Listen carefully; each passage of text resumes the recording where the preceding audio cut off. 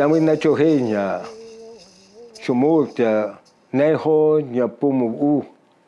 My name is Stan Rodriguez. I'm from the San Isabel Reservation, and my Shumuks or my clans are the Neho and the Lechusa clans.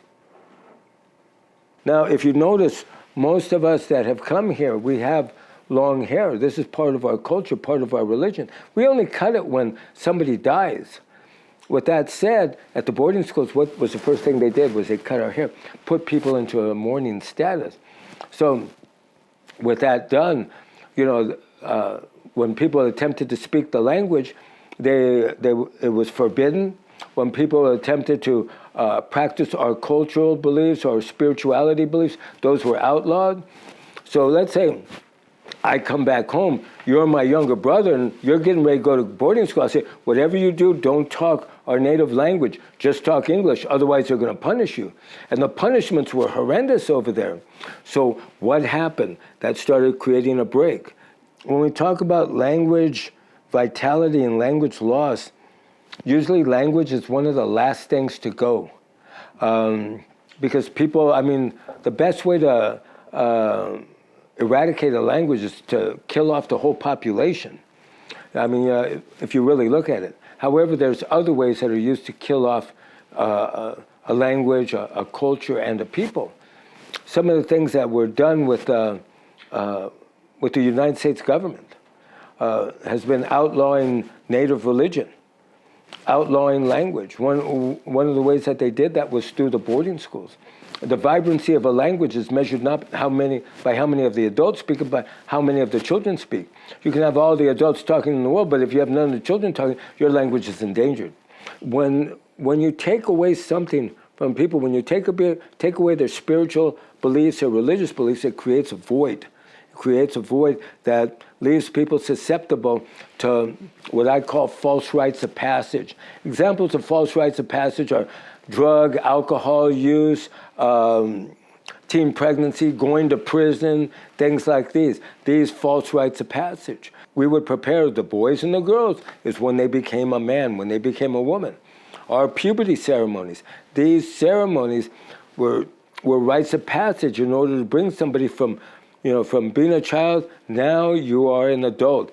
These are things that are expected of you, how you conduct yourself with your family, with the people around you, how you take care of yourself, how you take care of others. This information was passed on to both the young men and the young women. Culture, language, songs, all these support each other. This is part of we as a people, as Ipai, Tipai, Kumeyaay people, this is part of the Askay, or the pot of knowledge. And you cannot really have one without the other. An example, our songs are all in our language. Our culture is all in our language. The language, it all supports each other. If you take one out, then it's like building a house on sand. It lacks the strength and the fortitude. In our language, all these things, our culture, all these things go back into our creation story, go back to the beginning of time. Even our words that we use, the meaning that it has, it cannot be easily translatable into English or other languages. And it is a language that is spiritual. It connects us with our spirituality. So all of these things are important. I talked a little bit about the songs. There are over 22 different song cycles.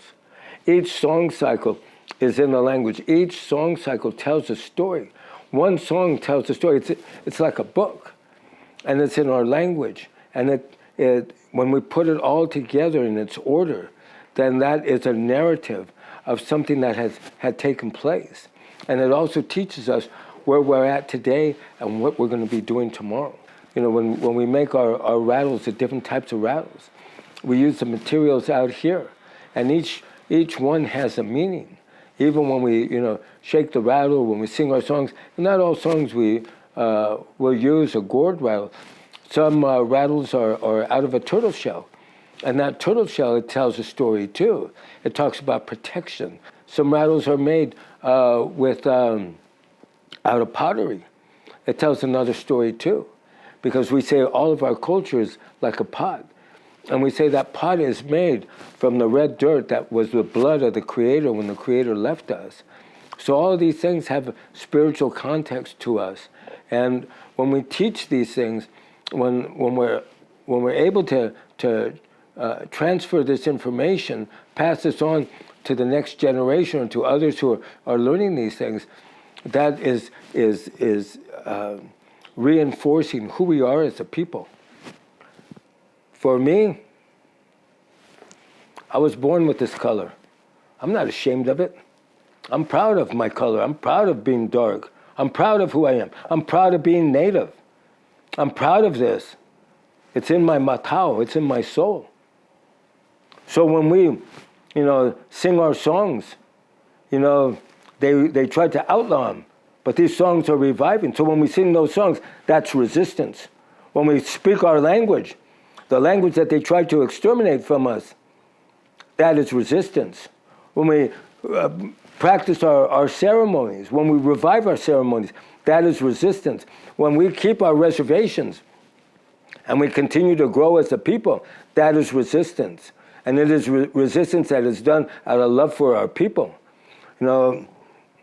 Right now, of the 4,623 Kumeyaay on both sides of the border, there was approximately 31 people who still spoke the language.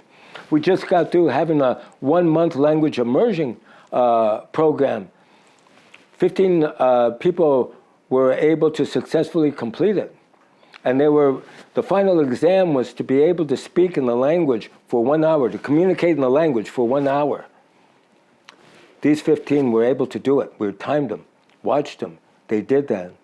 So with the 31 who still speak, now we have 15 who are coming in, who are new speakers. And soon we're going to get more. We're going to get more. And with that, we become stronger. We become stronger as a people.